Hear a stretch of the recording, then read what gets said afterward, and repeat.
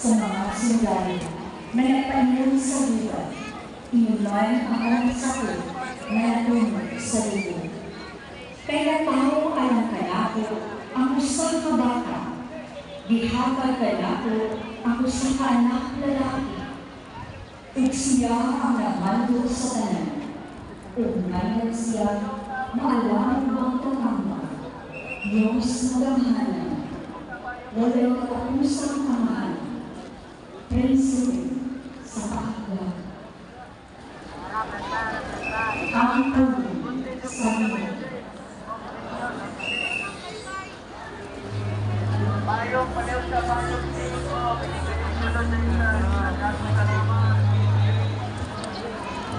Ang tanang galawan sa kalibutan, Mayong sa paliw, sa looban sa Tara, bye-bye.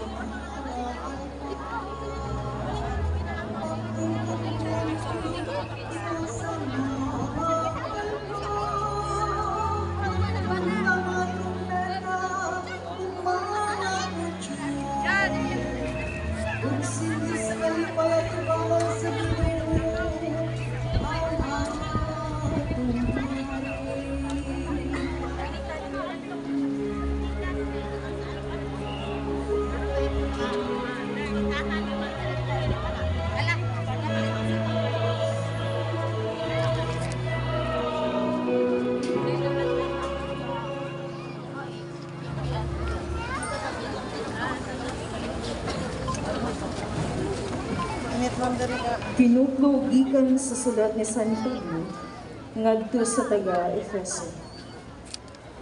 Magpasalamat kita sa Dios ug Amahan sa atong Ginoong Hesukristo nga nagpanalangin kanato sa tanang espirituhanong gasa.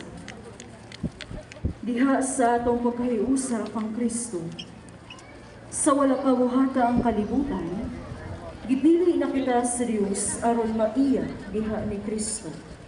Aron mabalaan kita ug mawalay sala sa iyang atubangan. Tungod sa iyang gugma, daan ang gibutan sa Dios nga sagupon niya kita nga mga anak pinaagi ni Hesukristo. Mao kini ang iyang gikahimutan og tuyo. Daygon nato ang Dios tungod sa iyang labihang pagtagad kanato, pinaagi sa iyang hinigugmang anak. Tungod niini, sukad sa pagkadungog ko nga mituo kamo sa Ginoong Hesus ug nahigugma sa tanang katawan sa Dios. Wala ako'y hunong sa pagpasalamat sa Dios tungod kaninyo. Gihinumduman ko kamo sa ako mga pag-ampo.